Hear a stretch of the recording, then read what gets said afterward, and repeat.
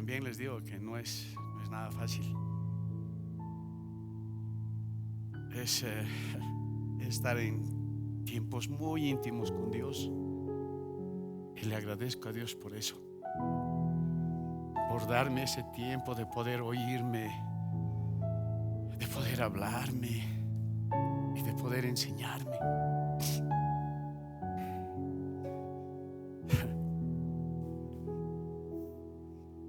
Mientras preparaba la prédica, pensaba, decía: Señor,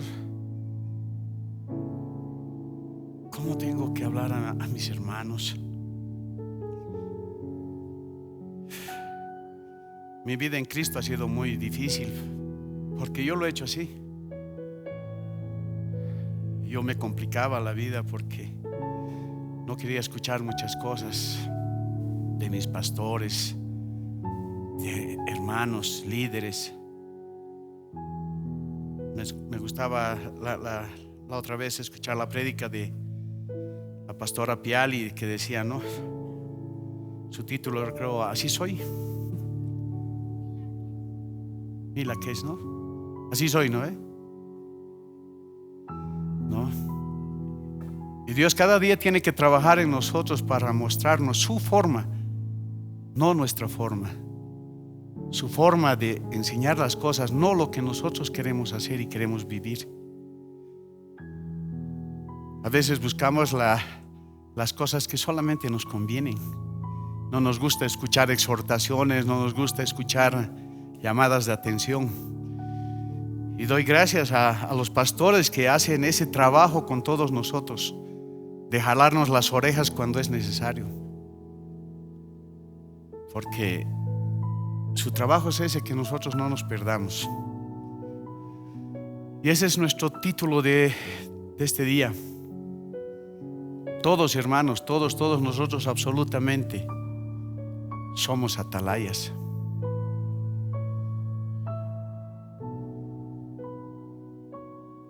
Quiero leerles el primer versículo que tengo. Y está en el libro de Ezequiel, capítulo 3, versículo 17. Dice un mensaje, una palabra que Dios le da a Ezequiel, y le dice: Hijo de hombre, yo te he puesto por atalaya a la casa de Israel. Oirás pues tú la palabra de mi boca y los amonestarás de mi parte. ¿Cuántos de nosotros no hemos recibido amonestaciones de parte de nuestros pastores por nuestro bien? Porque nosotros andábamos en nuestras decisiones, en nuestro querer, y por mucho tiempo nos hemos equivocado, de muchas formas, ¿no? Y solamente es la misericordia de Dios la que nos hace cambiar, porque insiste tanto, no solamente con los pastores, sino con hermanos, con líderes. O sea, hay muchas cosas para que nosotros cambiemos nuestra forma de pensar y ver las cosas. Quiero tener una oración con ustedes, hermanos, por favor. Que cada uno hable con Dios y vea su condición. Señor amado Padre, en el nombre de Jesús, Señor, a través de tu palabra, Señor, por favor te pido en esta mañana que nos enseñes, nos dirijas, Señor. Que sean palabras de aliento, Señor, palabras de exhortación, Señor, para mí, Señor, principalmente, y para mis hermanos, Señor. Que no sean palabras de condenación, que no sean palabras que lastimen, Señor, sino sean palabras que edifiquen. Sean palabras, Señor, de parte tuya para levantar a tu iglesia, Señor, para levantar a mis hermanos, Señor. Que nosotros nos demos cuenta, Señor, y estemos alertas, Dios, de todas las maquinaciones del enemigo, Señor. Tu palabra dice, Señor, que el enemigo está al acecho de cada uno de nosotros, Señor, esperando cualquier descuido nuestro, Señor, para hacernos fallar, para hacernos equivocar, Dios. Ten misericordia de nosotros, Padre, y seas tú, Señor, hablándonos, Señor. Gracias te doy por este tiempo, Señor, en el nombre de Jesús. Amén. Amén. Aquí tengo una definición de el atalaya, ¿no? En el contexto bíblico dice un atalaya, del hebreo zapá, que significa mirar fijamente, dice, ¿no? vigilar o avistar. Era un centinela o guardián apostado en un lugar elevado como las murallas de una ciudad, una torre de control o la cima de una colina. ¿Cuál era su función? Su función principal era observar el horizonte para detectar cualquier peligro, ¿no? Peligro inminente como un ejército enemigo, un mensajero o animales salvajes, y dar la alarma de inmediato al pueblo. Yo le hago una pregunta al pastor Edson.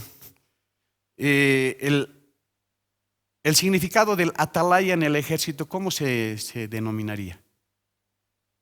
Centinela, ¿no es cierto? ¿Qué hace un centinela? Perdón, yo le voy a insistir un ratito. ¿Cuál es su trabajo del centinela? ¿Y qué pasa si no hace su trabajo? Muere directamente, ¿no? Y si no muere por la muerte de los demás, ¿qué le hacen a él? Lo fusilan, ¿no? Por no haber cumplido con su trabajo, ¿no? Muchas guerras se han perdido por problemas de los centinelas. No sé, creo que en la guerra del Pacífico nosotros hemos perdido la guerra porque la mayor parte del pueblo estaba festejando, creo, los carnavales, y no había un centinela que dé aviso de que el ejército chileno estaba invadiendo, ¿no? Y a raíz de eso ya perdimos el mar. Entonces, ¿cuán importante es el trabajo de un centinela? Por eso yo quiero que ustedes repitan esta mañana y digan: yo soy un centinela. Fuerte, pero pues hermanos, como si hubiésemos desayunado. Todos nosotros, hermanos, somos centinelas. Todos nosotros somos centinelas y tenemos que estar atentos a las maquinaciones del enemigo. Sabemos nosotros que el enemigo no está jugando a las guerritas con nosotros.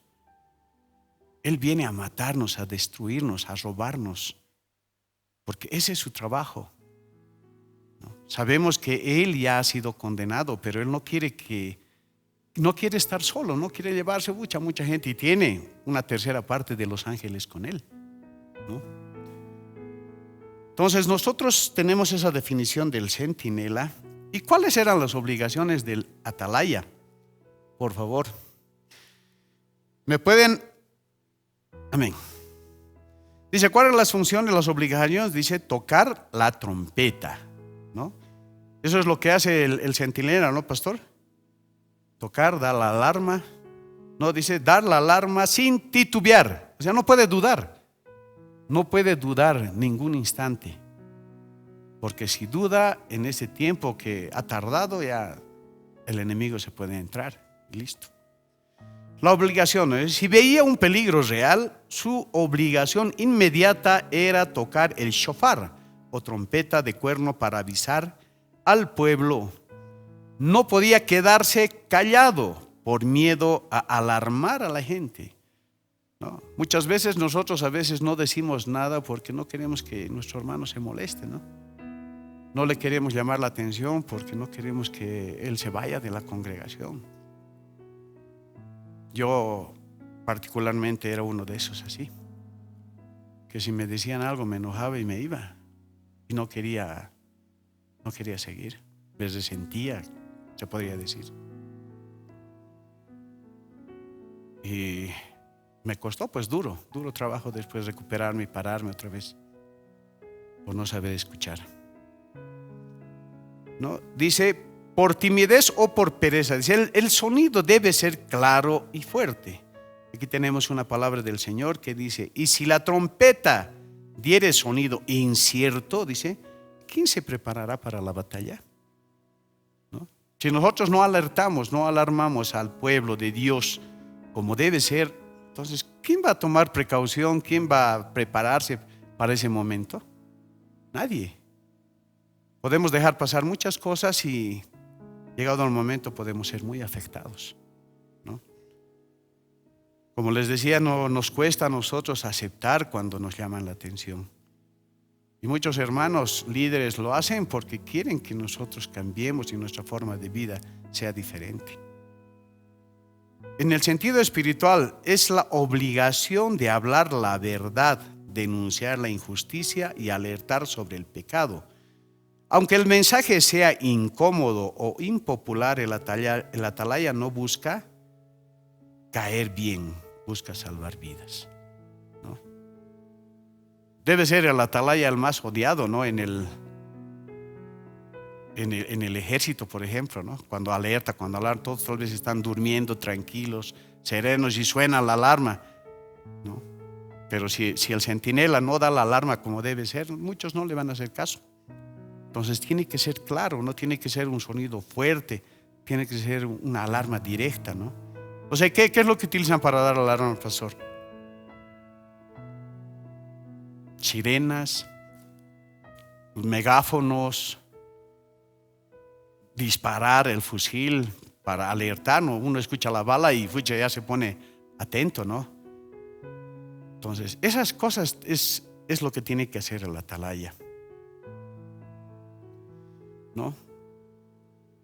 Nosotros no debemos olvidar, perdón, ¿puede seguir? No debemos olvidar de dónde Dios nos sacó. En 1 Corintios 1:27 al 29 dice: sino que lo necio del mundo escogió Dios para avergonzar a los sabios, y lo débil del mundo escogió Dios para avergonzar a lo fuerte. Y lo vil del mundo y lo menospreciado escogió Dios, y lo que no es, para deshacer lo que es, a fin de que nadie se jacte en su presencia, ¿no? Una alerta que nosotros debemos dar así es de que ninguno de nosotros puede creer que merece estar aquí, ¿no? Dios dice, nos ha escogido a nosotros de lo más vil y menospreciado. Éramos personas que errábamos todo el tiempo, nos equivocábamos, tanto como parejas en el matrimonio, tanto como padres con nuestros hijos, ¿no? Nos hemos equivocado de muchas formas. Por eso no debemos olvidar de dónde Dios nos ha sacado y no pensar de que nosotros no necesitamos de Dios. Los que no necesitan de Dios están en el mundo. Creo que los que necesitamos somos pocos realmente, ¿no? Porque el mundo nos lleva así en números por gran cantidad. Porque no reconocemos cuando estamos en el mundo que estamos andando así, caminando a la deriva. Necesitamos de Dios. Necesitamos acercarnos a Dios. Todos somos iguales ante los ojos de Dios. Seamos altos, seamos bajos, gordos, flacos, no sé, todos necesitamos de Dios. Entonces no pensemos por ningún momento que nosotros estamos bien sin Dios, que nosotros estamos aquí porque no teníamos nada más que hacer. Dios nos ha traído a este lugar porque necesitamos de Él, ¿no? Así como decía la alabanza, ¿no? Nuestra prioridad tiene que ser Él. Nuestra vida tiene que ser Él.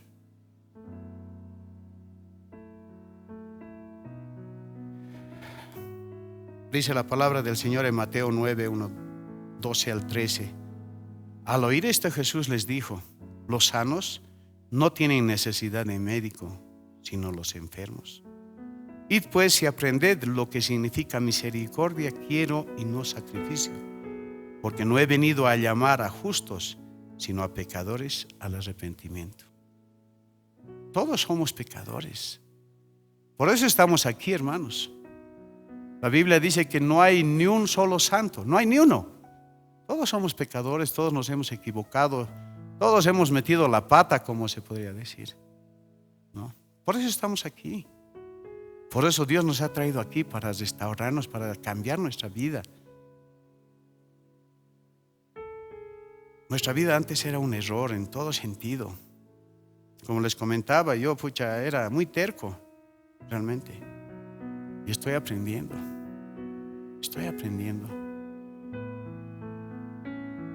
Nunca vamos a terminar de aprender realmente.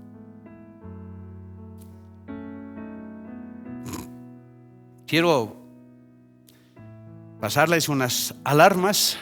Yo le he puesto así como ese subtítulo, ¿no? Las alarmas que nosotros debemos estar atentos cuando estamos en el camino del Señor. ¿no? Los he enumerado. Ese uno es el conocimiento.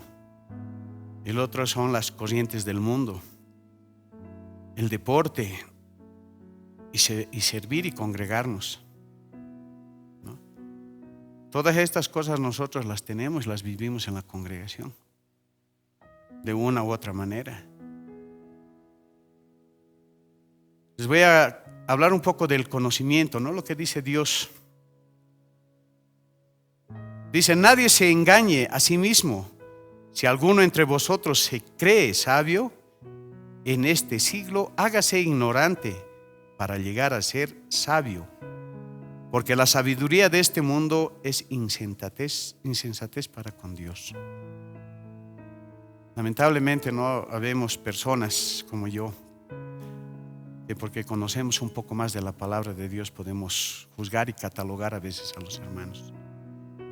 Yo le preguntaba al pastor Fidel el otro día y le decía: ¿cómo podemos medir la espiritualidad de una persona? Y él me decía, no así directamente y concreto, así, por sus frutos. Por los frutos nosotros podemos saber en qué condición espiritual estamos, qué clase de frutos damos, cómo somos en la iglesia, cómo nos comportamos con los hermanos, cómo somos en la calle, cómo actuamos cuando estamos manejando autos, cómo somos con nuestros compañeros de trabajo. ¿Somos criticones o los alentamos? Porque es más fácil criticar que enseñar. A veces vemos solamente las fallas del hermano y no vemos nuestras propias fallas. En Filipenses 3:8 dice: y ciertamente aún estimo todas las cosas como pérdida por la excelencia del conocimiento de Cristo Jesús, mi Señor, por amor del cual lo he perdido todo y lo tengo por basura para ganar a Cristo. Aquí habla Pablo y habla de todo su conocimiento. Él era un erudito en la palabra de Dios. Se conocía todo, ¿no? Pero él se consideraba así, como nada. Porque todo lo que él había aprendido por los maestros que tenía, él lo toma por basura, por el simple hecho, ¿no?, de conocer la verdad, conocer a Cristo, tener ese encuentro personal con Él. Y a veces nosotros no hacemos eso, ¿no? Yo particularmente en estudios tengo pocos, ¿no? Y admiro a las personas que realmente tienen doctorados, licenciaturas, porque se han esforzado para hacer eso. Pero utilicemos esas cosas para realmente dar gloria a Dios en todo sentido. Porque a veces nos podemos querer mucho y Dios dice que nosotros somos menos que nada.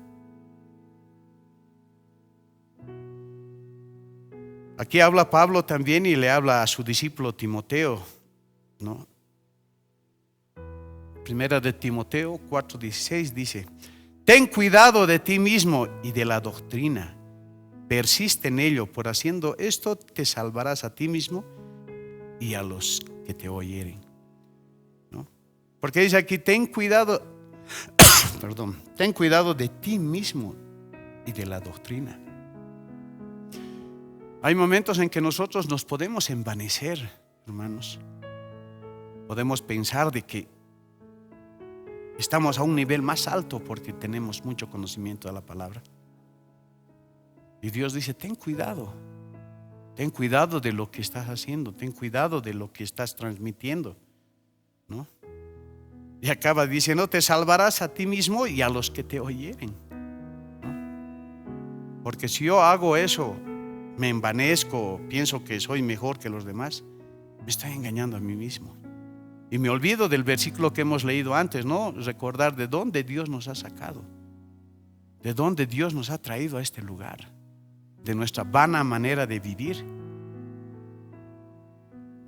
Jeremías 17:9 dice: engañoso es el corazón más que todas las cosas, y perverso, ¿quién lo conocerá? Nosotros en nuestro corazón podemos pensar de que las cosas que hacemos son buenas, pero aquí Dios nos dice: engañoso es el corazón más que todas las cosas. Más engañoso es mi corazón que mi hermano, porque yo mismo me engaño, a mí mismo me engaño. Porque pienso que lo que hago está bien, sin embargo me estoy equivocando y desviando, ¿no? Y perverso, dice todavía. Maquinamos muchas cosas malas. Estaba escuchando una prédica y decía realmente cada día para nosotros es una prueba. Cada día es una enseñanza. Cada día nosotros pecamos de una u otra manera, en nuestra forma de ver, en nuestra forma de pensar, en nuestra forma de hablar. De una u otra forma pecamos. Y es una lucha constante contra nosotros mismos, ¿no? A mí me parece que tiene que ser así. Pero ¿y qué le parece a Dios? ¿Estaremos nosotros en lo correcto? ¿No? Nosotros incluso a veces queremos imponer nuestros pensamientos a otras personas. ¿Estaremos en lo correcto? Porque nosotros estamos perdidos y hacemos perder a otros más, ¿no? Debemos meditar en eso. Por eso engañoso es el corazón. Engañosos somos nosotros mismos. Nos engañamos a nosotros mismos. Vamos a pasar a otro punto, ¿no? Que son las corrientes del mundo. No sé, yo he puesto 3. Las corrientes que generalmente ahora se están moviendo mucho, ¿no? En el mundo. Son la forma de vestir, las redes sociales y la forma de hablar, ¿no? Y la palabra del Señor dice en Romanos 12:2: no os conforméis a este siglo, sino transformaos por medio de la renovación de vuestro entendimiento, para que comprobéis cuál sea la buena voluntad de Dios, agradable y perfecta, ¿no? Nosotros no debemos conformarnos. Alguien me dijo de que nosotros tenemos que adaptarnos ahora a la nueva realidad que estamos viviendo cada día, ¿no? La tecnología se está aumentando, la gente está cambiando en su forma de pensar, en su forma de vestir, en su forma de actuar, ¿no? Y me decía, tenemos que adaptarnos. Y yo le respondía, le decía, sí, yo me puedo adaptar, digamos, al frío, ¿no? Me puedo adaptar a mi trabajo, a la forma de trabajar, me puedo adaptar, no sé, pues a la pérdida de un familiar, ¿no? Puedo adaptarme, puedo cambiar mi forma de pensar y vivir así. Pero no sé si me puedo adaptar a la tecnología.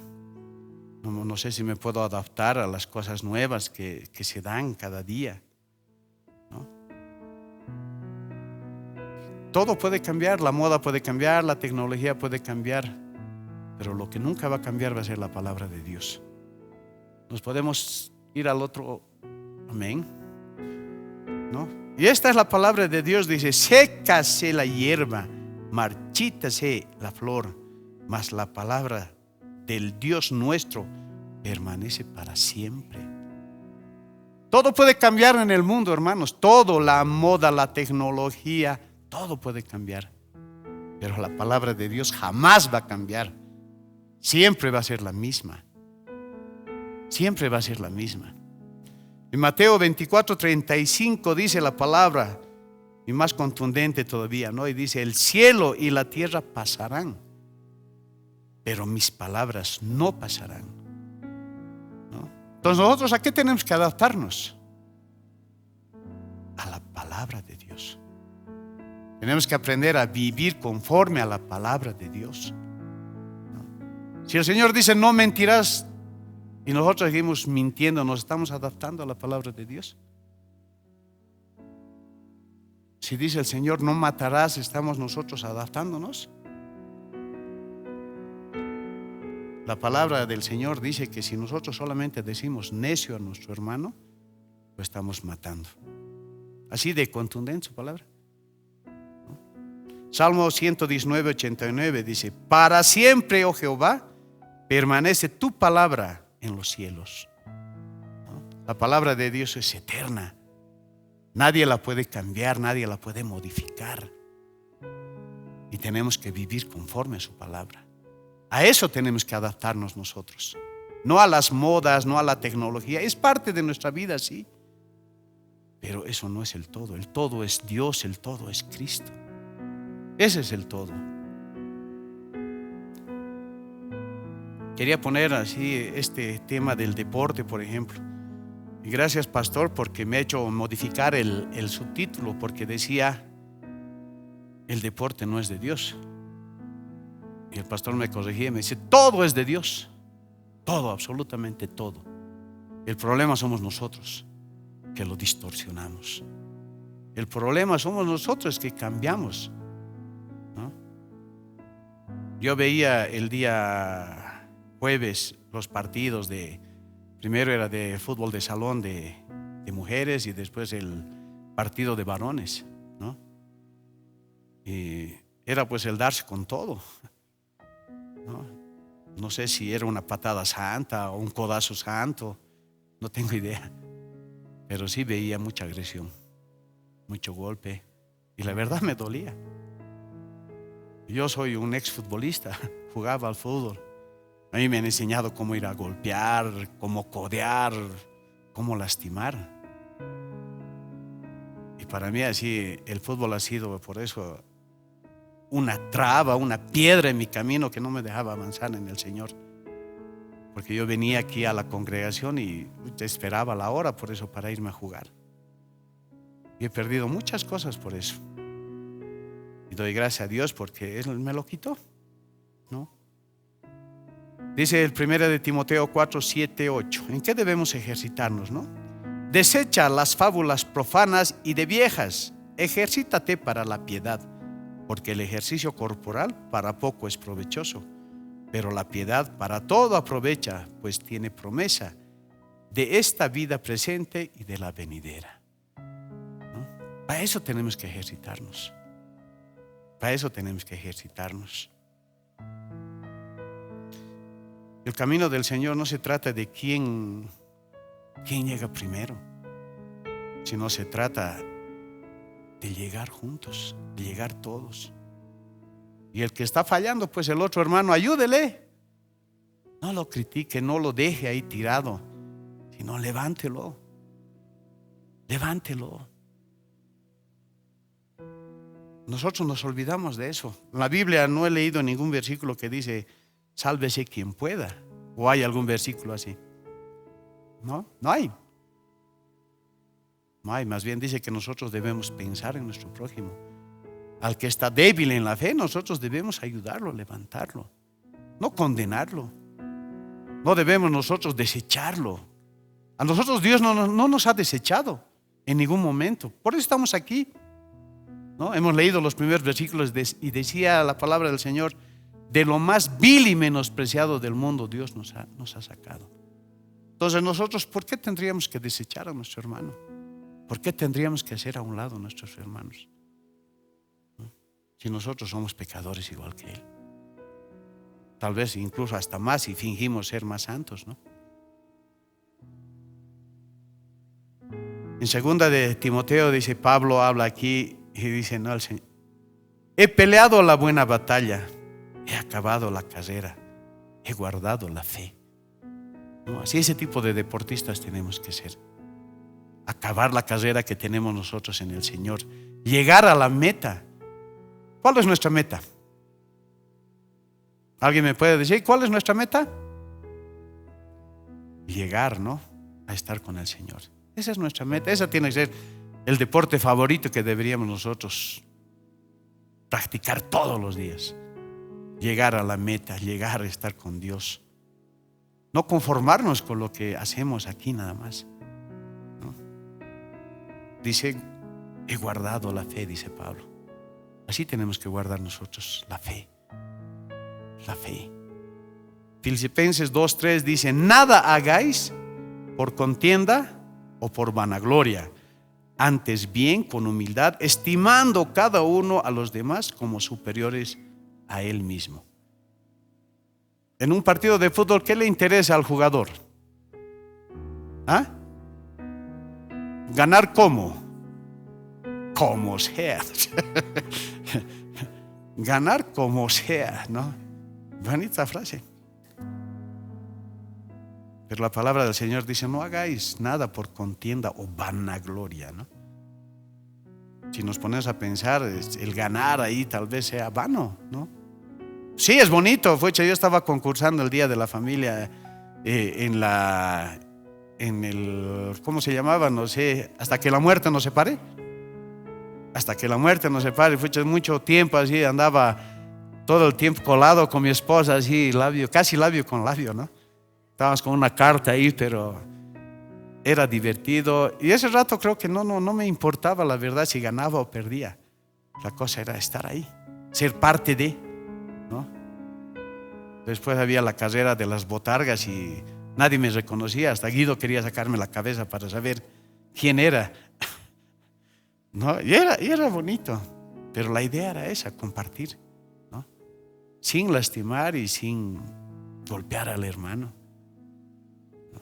Yo sé que después se han pedido perdón, perdón por la patada que te he dado, perdón por el codazo que te he dado.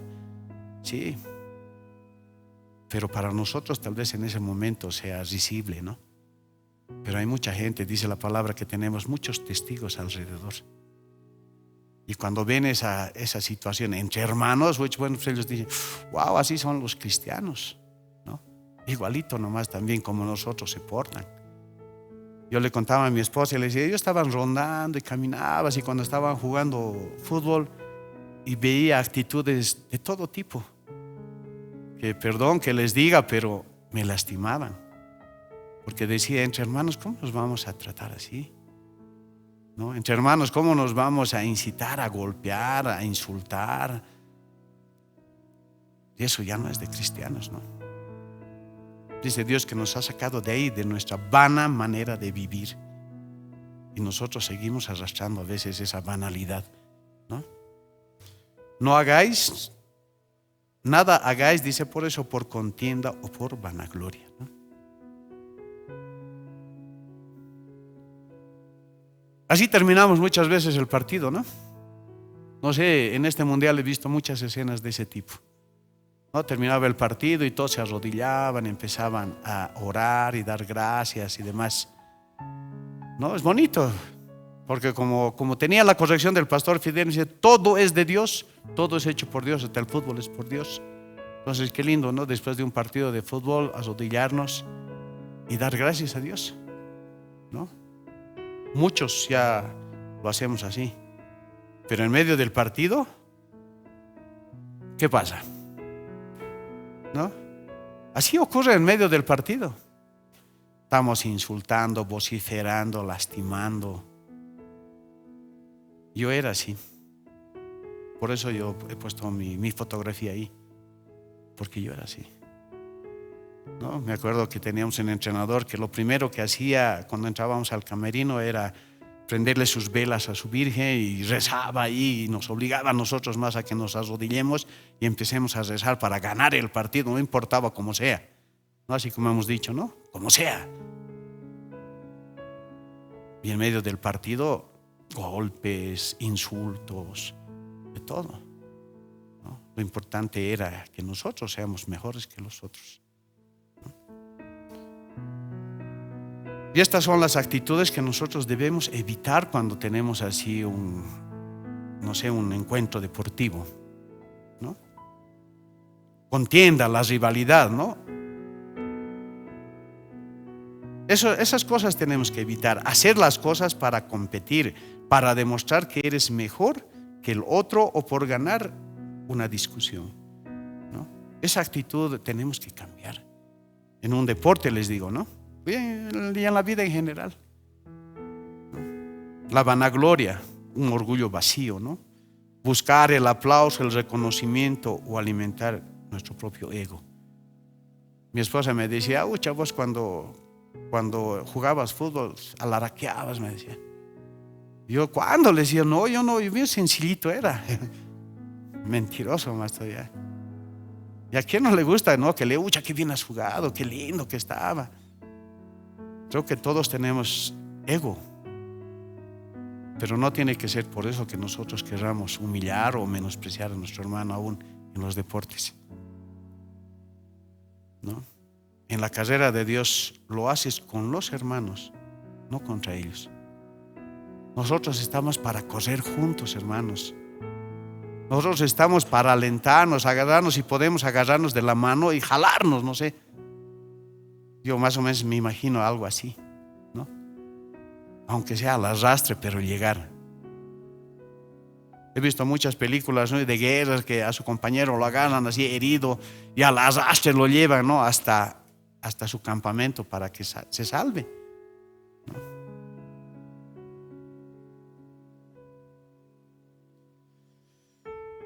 Y este es el último tema que quiero compartir también, que yo también espero que lo que digo sea cierto siempre en mi vida. Yo era uno de esos, ¿no? ¿Qué es el congregarse y servir a Dios? Darle la primicia al día del Señor. Hoy es domingo, ¿no? El domingo o el día de reunión, ¿no? Los domingos nosotros, por ejemplo, así, yo era así. Quería dormir hasta más tarde, quería descansar un poco más. Pero viene mi hijita y me dice, tengo que estar 7:15 de la mañana. Amén. Vamos a estar a las 7:15. Vamos, ¿no? Esa es tu prioridad. Los domingos tiene que ser nuestra prioridad, venir aquí, ¿no? Toda la semana tenemos para hacer muchas cosas. Y estoy aprendiendo, hermanos. Tenemos que aprender a ser humildes, obedientes. Pensaba en una porción de la palabra del Señor cuando hablaba de Moisés y decía, cuando Dios lo llama, ¿no?,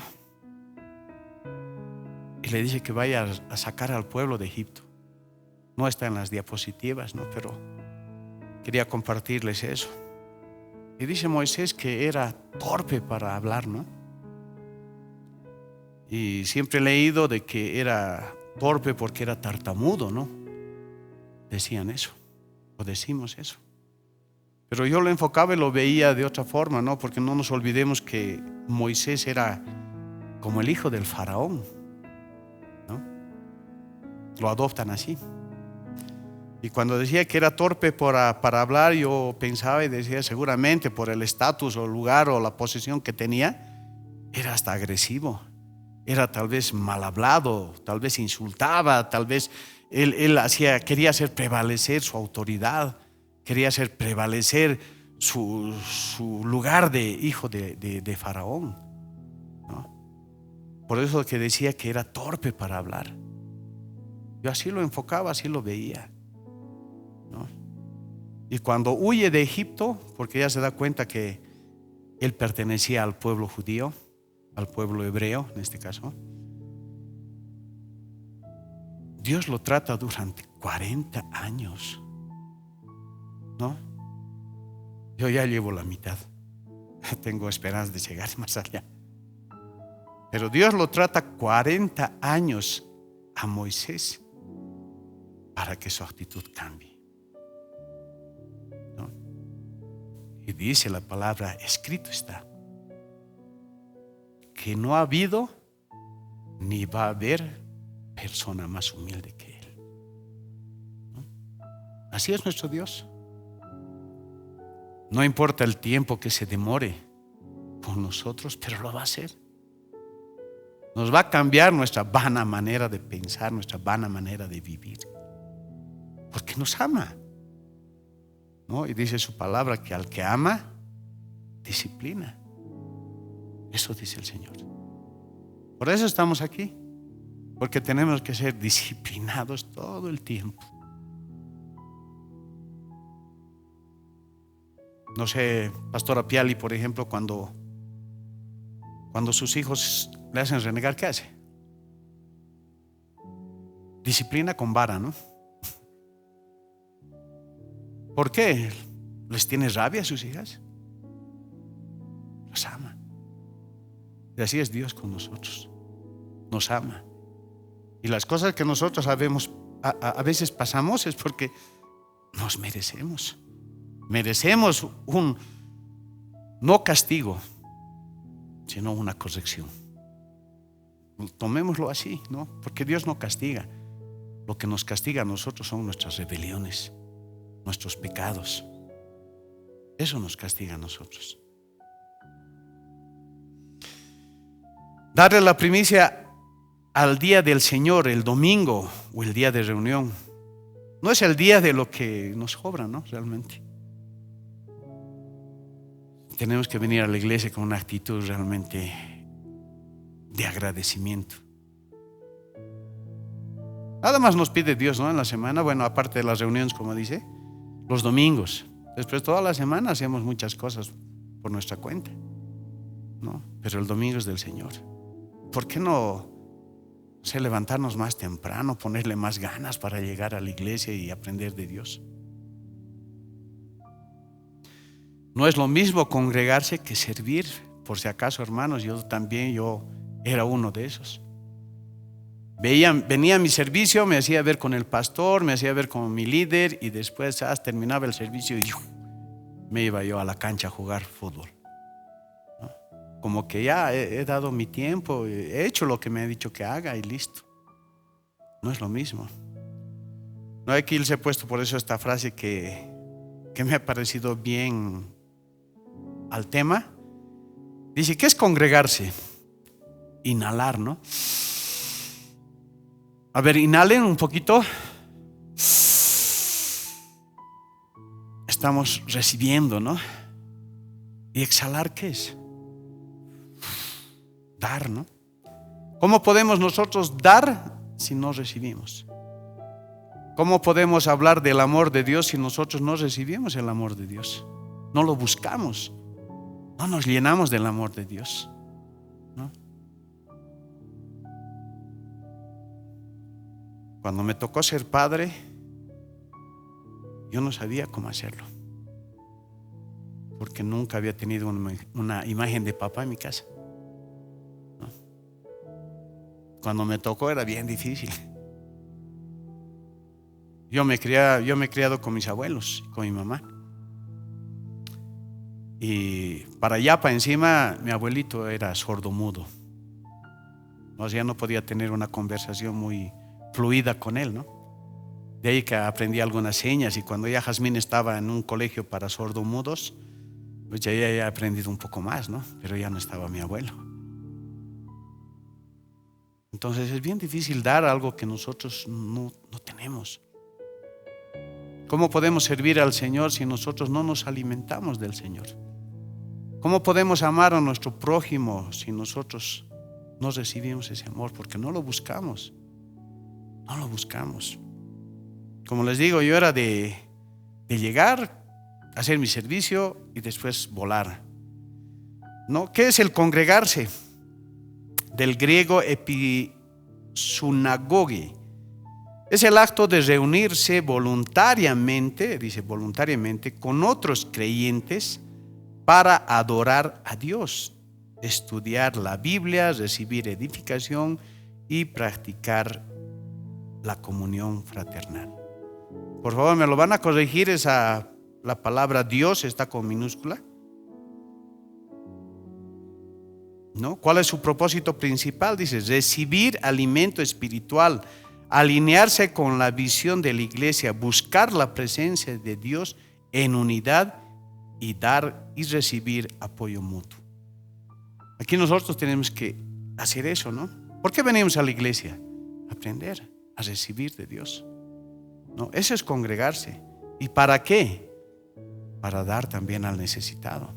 Cuando nosotros recibimos de la palabra del Señor y vamos a trabajar, ¿qué tenemos que hacer, no? Dar lo que nosotros hemos recibido del Señor, ¿no? Compartir con aquellos que no creen. Hay mucha gente, no sé, compañeros de trabajo que pasan situaciones muy difíciles, ¿no? Y nosotros estamos ahí para alentarlos. Tal vez nosotros también estamos pasando situaciones difíciles, pero tenemos a Dios a nuestro lado. Y mucha gente no. Entonces nosotros tenemos que darles palabras de esperanza, palabras de aliento, palabras de amor. No condenar por eso a nadie. Nuestro trabajo es edificar, no es destruir. Nuestro trabajo es levantar, no es derrumbar. Ese tiene que ser nuestro trabajo. En Hebreos 10:25 dice la palabra del Señor: no dejando de congregarnos, como alguno tiene por costumbre, sino exhortándonos, y tanto más cuando veis que aquel día se acerca. El día del Señor ya está pronto. ¿Todos estamos esperando ese día o no? Entonces tenemos que nosotros exhortarnos los unos a los otros, porque la venida del Señor está pronta y nosotros no tenemos que descuidarnos, y más bien rescatar a los que están perdidos, a los que todavía están en el mundo. Yo tengo mucha familia que, yo les digo así sinceramente, no se quieren acercar a Dios, ¿no? Porque están conformes con su forma de vivir, y ellos seguramente no necesitan de Dios como nosotros, no creo. Pero ahí estamos nosotros, congregarnos para recibir del Señor y dar al que necesita. ¿Cuál tiene que ser nuestra actitud, no? Es una postura de humildad, donde reconozco que necesito de la comunión y del cuerpo de Cristo para crecer. No puedo ser un cristiano aislado, ¿no? Yo creo en Dios a mi manera, ¿no ve? Esa es la frase que muchos utilizábamos, ¿no? Sí, yo creo en Dios, pero yo no necesito congregarme. ¿Por qué me tengo que congregar? Porque Dios quiere que tengamos esa comunión, que nos conozcamos como hermanos, ¿no? No solamente que busquemos a los que nos caen bien, sino a todos en general, ¿no? Porque Dios no escoge, no dice, a ver, este me cae bien, no, este también, sí, con este voy a hablar más que con nosotros. Sí, obviamente, ¿no? Dios escoge a 12 discípulos para que sigan sus enseñanzas. Uno de ellos, ¿qué pasa? ¿Qué hace uno de ellos? Lo traiciona, ¿no es cierto? Pero nuestro Señor sabía que iba a pasar eso. Nosotros debemos acoger a todos, y igual pese tal vez que nos fallen, que nos traicionen, tenemos que ver con esos ojos, ¿no? Agarramos y alguien nos ha tratado mal y ya no queremos hablarle, ¿no? Nos enojamos, lo queremos hacer a un lado. No, con aquel hermanito, no, es que no piensa como nosotros. Nosotros no tenemos que hacer eso. Todos, absolutamente todos somos iguales ante los ojos de Dios. Nadie es más ni nadie es menos que nadie. Todos somos iguales. Todos somos iguales. ¿Qué es servir? ¿No? El servir, dice, no es el enfoque en la acción. O sea, tenemos que actuar. Servir, del griego diaconeo, de ahí viene la palabra de diácono, ¿no es cierto? Dice, de donde viene diácono, es poner en acción los dones, talentos, tiempo y recursos que Dios te dio para beneficiar a los demás y extender su obra, ¿no? A ver, quisiera que levanten la mano los que tienen dones, talentos. Pocos, hay que orar más, hermanos. Tenemos que orar más realmente, a que Dios derrame de sus dones y de sus talentos en todos nosotros. En algo tenemos que servir, ¿no? En el mundo dice, para algo tienes que servir, ¿no? Tenemos que servir en algo. No se pierda esta inscripción que va a ser a las ¿No? 9 ¿Cuál es el p.m. propósito de la noche. principal del servir? Si no llega, edificar la iglesia, ayudar a los necesitados y ser las manos y pies de Jesús en la tierra. El servicio ocurre tanto dentro del templo, ¿no? Como el grupo de alabanza, ujieres, limpieza, enseñanza, como fuera de él, ¿no? Ayuda social, misiones, apoyo al prójimo. Aquí tenemos nosotros un servicio muy lindo que es la iglesia en las calles, ¿no? Muchos hermanos, y que realmente Dios los bendiga grandemente por el trabajo que hacen por el prójimo. Y gracias también a todos los hermanos que apoyan esa obra. Ellos en este momento son las manos y los pies del Señor ahí trabajando en ese lugar, atendiendo a mucha gente que tal vez solamente se acerque por el alimento, ¿no? Pero nada, ningún trabajo en el Señor es en vano. la palabra de Dios dice que nunca vuelve vacía. Y toda esa gente que está recibiendo no solamente el alimento sólido, sino el alimento espiritual, un día va a dar su fruto, ¿no? En el libro de Primera de Pedro 4:10 dice: cada uno según el don que ha recibido, ministrelo a los otros como buenos administradores de la multiforme gracia de Dios, ¿no? Cada uno de nosotros, según el don que hemos recibido, debemos trabajar para el Señor. Aquí creo que nuestros pastores tienen ese don, ¿no? De la restauración de familias. ¿Y de dónde ha salido ese don? Dios lo ha derramado, ¿no? ¿No, pastora?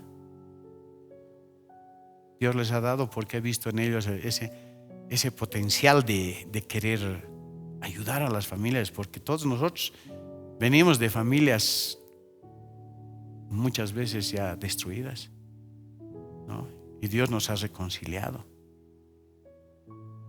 Y tenemos que nosotros creer, no perder la fe.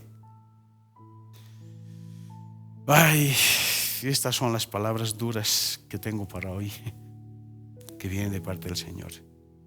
Para nosotros como atalayas, como centinelas, dice la palabra del Señor: todas las bestias del campo, todas las fieras del bosque, venid a devorar, ¿no?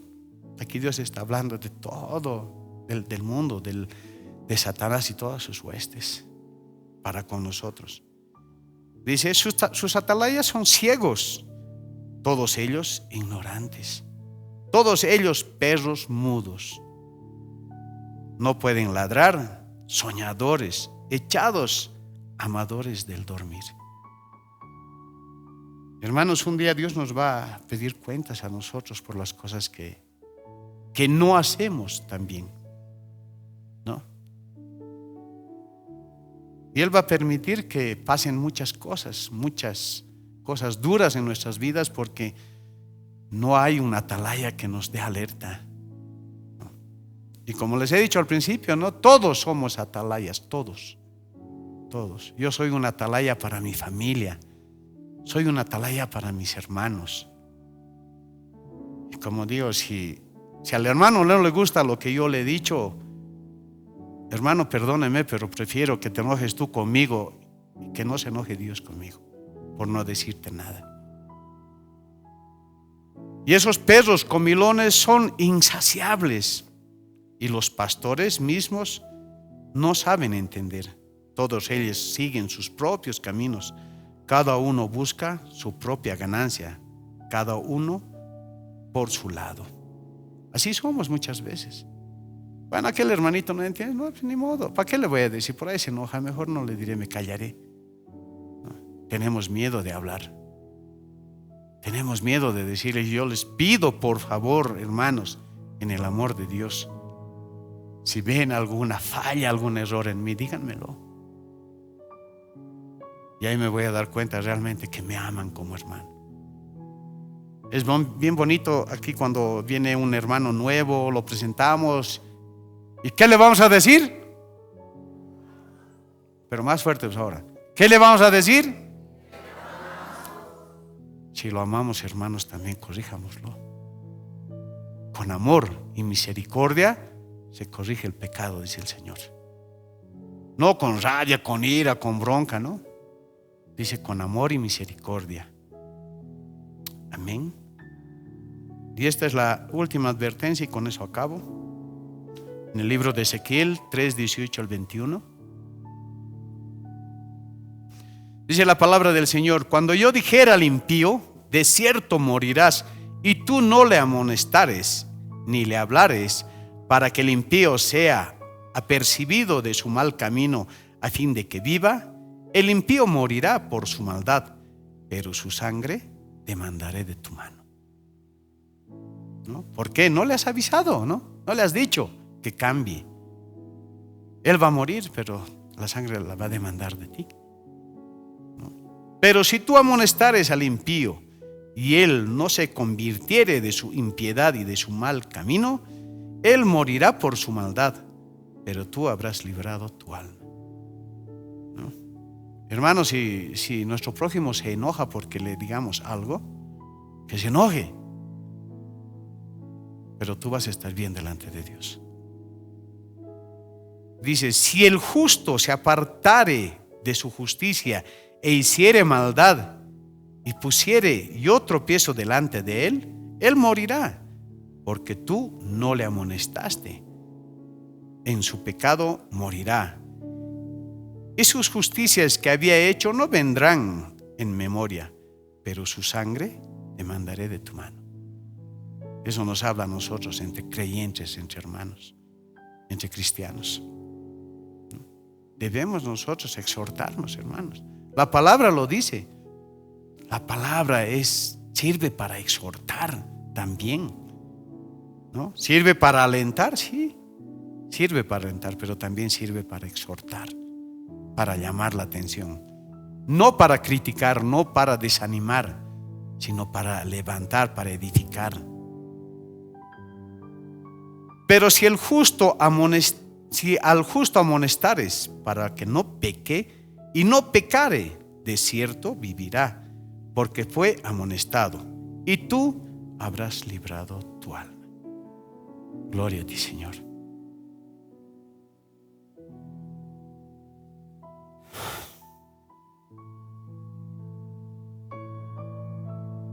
Realmente dura es la palabra de Dios, pero es bien directa.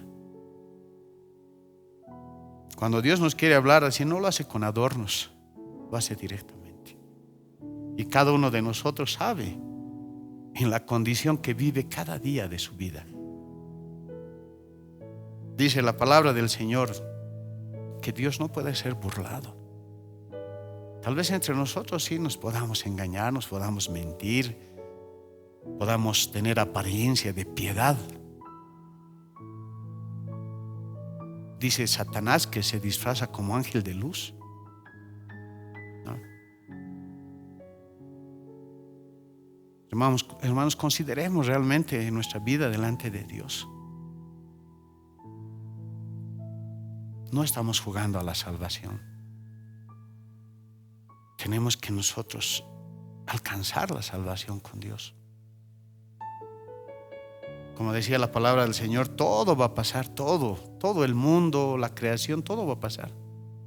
Pero su palabra jamás va a pasar. Amén. Por favor, los de alabanza.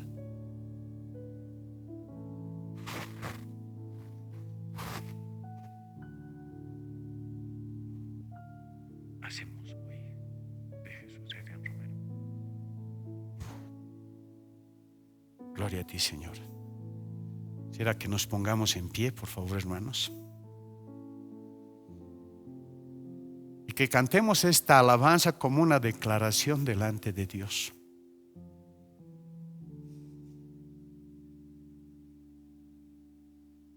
Que nuestra vida con el Señor tiene que ser un compromiso de cambiar cada día, de vivir su verdad, no la nuestra. Porque muchos ya saben que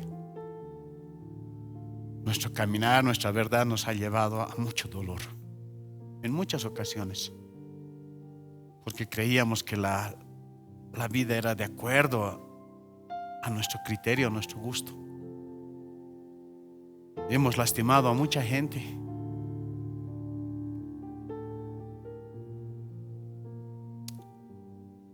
Gracias, Señor, por este tiempo. Gracias, Señor, por hablar a mi vida, por tomar en cuenta tu palabra, Señor, para mí, por hacerme ver las cosas como tú quieres, Señor, no como las que yo quiero. A vivir conforme, Señor, a tu voluntad, no a la mía. Reconocer, Señor, que me he equivocado tanto, Dios, que necesito de ti, Señor, para cambiarla. Para los que están a mi lado, Señor, también que sigan a ti, no a mí, Señor. Yo he sido necio por mucho tiempo, Señor, porque solamente quería vivir para mí. Pensaba que lo que hacía era bueno.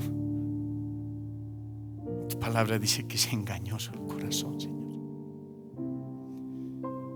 Y en esta mañana, Señor, queremos hacer un compromiso contigo, Señor, de vivir para ti, Señor, de buscarte a ti, Señor, de aprender de ti, Señor, de parecerme más a ti, Señor. Tu palabra dice, Señor, que tú no has venido a este mundo para condenarlo, Señor, sino has venido para salvarlo. Tú no has venido a este mundo para criticar lo malo que hacíamos, Señor, sino para darnos nueva vida. Y gracias a ese amor, Señor, estamos aquí. Te doy toda la gloria, la honra a ti, Señor.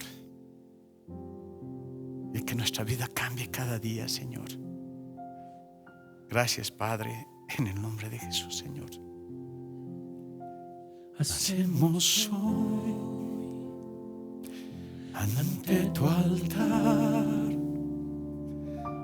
un compromiso de vivir en santidad.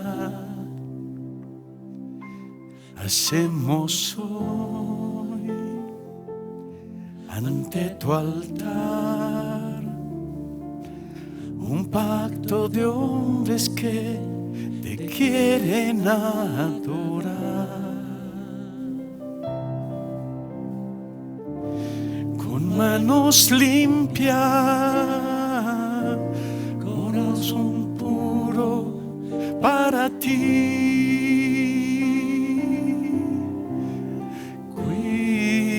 Cuidaré mis ojos, cuidaré mis manos, cuidaré mi corazón.